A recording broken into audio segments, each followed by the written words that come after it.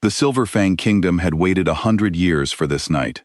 Torches lined the stone paths leading to the Great Hall, and every wolf in the territory, from the highest noble to the lowest servant, had gathered beneath the full moon to witness the mating ceremony.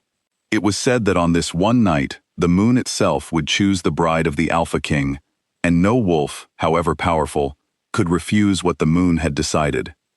Ilara Voss stood at the edge of the crowd, wrapped in a plain gray cloak, feeling completely out of place.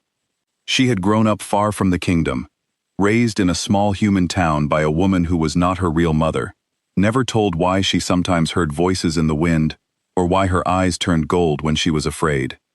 3 days ago, a strange pull in her chest had dragged her here, to this cold mountain kingdom, without any explanation.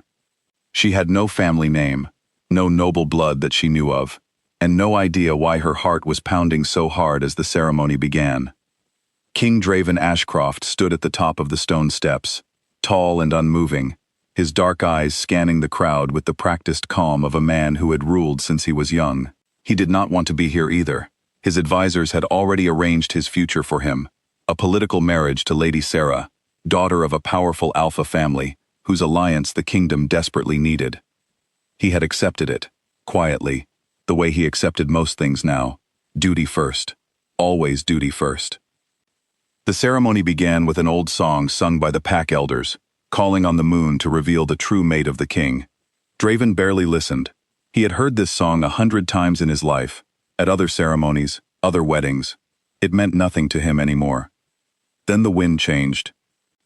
It was subtle at first, just a shift in the air, but every wolf in the crowd felt it at once. Heads turned. The elders stopped singing mid-note, and Draven, who had not felt anything stir inside him in years, suddenly felt his chest tighten, as if an invisible thread had wrapped around his heart and pulled. His eyes found her before he even understood what was happening. Ilara stood frozen at the edge of the crowd, her golden eyes wide with shock, her whole body trembling. The pull in her chest that had brought her here suddenly made sense. It was him, the king. The moon had chosen him for her, and her for him. Whispers spread through the crowd like fire through dry grass. Who is she? I don't recognize that face. She's not from any noble line. Look at her clothes. She's practically a stranger. Draven felt the weight of every eye in the hall shift from Ilara to him, waiting to see what their king would do. He looked at her for a long moment, and for one brief second, something flickered in his expression, something that almost looked like recognition, like relief. But then his jaw tightened, and the mask of the king returned. He could not do this. Not tonight. Not with Lady Sarah's family watching from the front row. Not with the alliance hanging by a thread. Not with a woman he had never met, and who wore no mark of nobility. She is not my mate, Draven said, his voice carrying across the silent hall. The moon has made a mistake. A gasp rippled through the crowd. No one had ever heard of the moon making a mistake. No one had ever seen a king reject what the ceremony had revealed. Ilara felt the blood drain from her face as every wolf in the hall turned to stare at her, their expressions a mixture of shock, pity, and cruel amusement. I reject this bond, Draven continued, forcing the words out, even as something inside him screamed against it. She has no place at my side. The words hit Ilara like physical blows. In wolf society, rejection was not just a broken engagement. It was a public wound, a mark of shame that would follow her for the rest of her life. To be chosen by the moon, and then rejected by the king, in front of the entire kingdom, was the worst humiliation a wolf could suffer. She heard the whispers grow louder around her. She saw the pitying looks, the smirks from nobles who had never wanted an unknown woman near the throne anyway. Her whole body wanted to collapse, to disappear into the stone floor and never be seen again. But she did not cry. She refused to give them that. Instead, Ilara lifted her chin, turned on her heel, and walked out of the great hall without a single word. Her footsteps echoed against the silence she left behind her, and not once did she look back at the king who had just shattered something inside her that she did not even know existed until tonight. Draven watched her go, his hands clenched so tightly at his sides that his knuckles turned white. He told himself it was for the kingdom. He told himself it was necessary, but as her figure disappeared through the great doors, He felt something break inside his own chest, a hollow ache where the bond had briefly, painfully, come alive. Elara did not know where she was going. She only knew she needed to get away, far away, from the eyes and the whispers and the cold stone hall that had just witnessed her deepest shame. She ran through the dark streets of the kingdom until the torches faded behind her, until the noise of the ceremony was replaced by the quiet sounds of the forest. She did not stop until her legs gave out beneath an ancient tree, its roots twisted and thick with age, its branches reaching high enough to blot out the moon above her. She sat there, alone in the darkness, finally allowing herself to feel the full weight of what had just happened. "Why did this happen to me?" she whispered to no one. "I don't even know why I'm here. I don't know anything about this world, and now everyone thinks I'm nothing." The forest around her seemed to grow quiet, as if it were listening. She noticed, slowly, that the trees around her were unlike any she had seen before.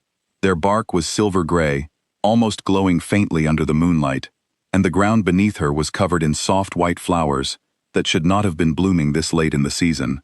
She stood, brushing the dirt from her cloak, and looked around with growing curiosity.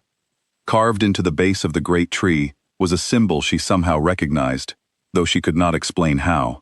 It was a crescent moon wrapped around a wolf's howling silhouette, the same symbol she had seen tattooed faintly on the inside of her own wrist since she was a child, a mark she had always hidden beneath long sleeves, too afraid to ask anyone what it meant.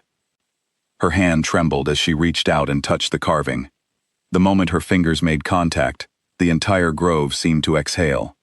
A soft golden light spread from the base of the tree, rushing out over the white flowers, illuminating the darkness around her in a warm and ancient glow. The wind picked up, swirling around her, carrying with it a sound like distant howling, faint at first, then growing louder, layered with voices that seemed to speak directly into her mind. "Daughter of the first blood, you have finally come home." Elara stumbled backward, her heart pounding, but she could not look away from the light building around her. Shapes began to form within the glow, translucent figures of wolves far larger and older than any she had ever seen, their eyes glowing with the same golden light as her own. They circled her slowly, not with hostility, but with something closer to reverence. "Who are you?" she managed to whisper. "We are the first moon pack," the voices answered as one. "We are the ones who came before the Alpha Kings, before the kingdoms and the crowns. Our blood created the bond between wolf and moon, and it is our blood that flows through you." Images flooded her mind then, faster than she could process. A time long before Silverfang existed, when wolves lived wild and free, led not by kings, but by a council of elders, whose power came directly from the moon itself. A promise made generations ago, between the first moon pack and a young, ambitious wolf named Ashcroft, who begged for the elders' blessing to build his kingdom. The elders had agreed, on one condition, that the throne would always remain bound to their bloodline, and that if their line ever returned, the crown would answer to it. Over centuries, that promise had been forgotten, buried beneath new kings and new wars, until only whispers and legends remained. But the bloodline had not disappeared. It had simply waited, hidden in a woman raised far away, unaware of the power sleeping inside her. "You are the last of us," the ancient voices said. "Tonight, you have been called home. The king who rejected you does not yet understand what he has done. He has rejected not just his mate, but the very foundation upon which his crown was built." Elara felt tears finally slip down her cheeks, but they were not tears of shame anymore.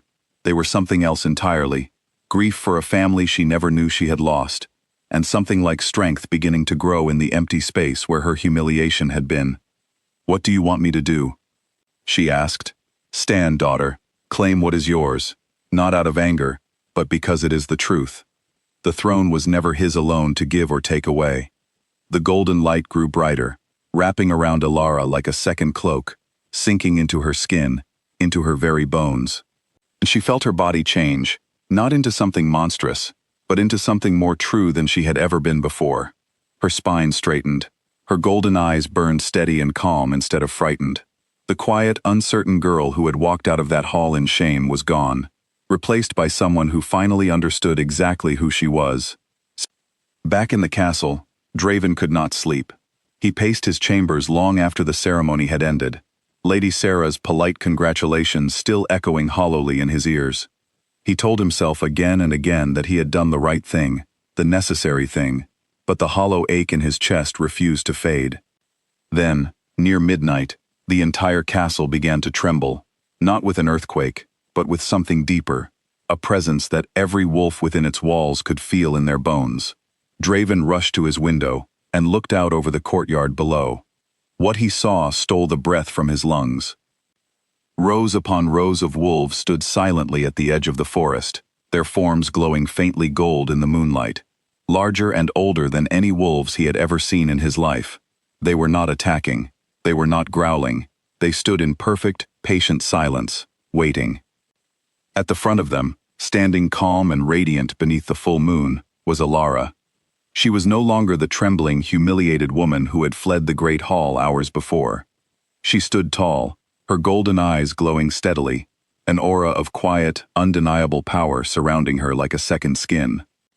Every guard who rushed into the courtyard to confront the ancient wolves stopped in their tracks, frozen not by fear, but by instinct, an ancient, bone-deep recognition of true authority. One by one, without a single word spoken, the wolves of Silverfang began to kneel. First the guards, then the nobles who rushed out in their nightclothes to see the commotion, then even the elders who had sung the mating song hours before. They knelt before Alara, not because anyone commanded them to, but because something ancient inside every wolf recognized the blood standing before them. Draven descended the castle stairs in stunned silence, pushing through the kneeling crowd until he stood face to face with the woman he had rejected only hours ago. Up close, he could see it now, the truth he had been too proud and too afraid to notice during the ceremony. The moon had not made a mistake. He had. Alara, he said quietly, her name feeling strange and heavy on his tongue now that he understood its true weight. You called the moon's choice a mistake, Alara said, her voice calm but carrying easily across the silent courtyard. But the moon does not make mistakes, Your Majesty. It was your pride that made the mistake tonight, not fate. Draven lowered his eyes, something he had not done for anyone in years. I did not know who you were. You did not care to know, Alara replied gently, without cruelty, only truth. You rejected me because I looked like nothing to you, but I was never nothing. None of us are, no matter how ordinary we may seem. The ancient wolves around them remained still, watching, waiting to see what their king would do now that the truth stood plainly before him. What happens now? Draven asked quietly, the arrogance of the great hall completely gone from his voice. Alara looked around at the kneeling kingdom, at the ancient pack who had waited 1,000 years for her return, and finally back at the king who had wounded her so deeply just hours before. Now, she said, the choice belongs to me. She did not banish him. She did not seek revenge, but she also did not run back into his arms, simply because his pride had finally cracked. Instead, Alara turned toward the ancient elders, accepting the quiet bow of a kingdom that recognized, at last, exactly who she was. Whatever came next between her and the king who had once turned her away would be decided on her terms, in her time, by a woman who had learned that night that she never needed a crown handed to her. She had been born wearing one all along,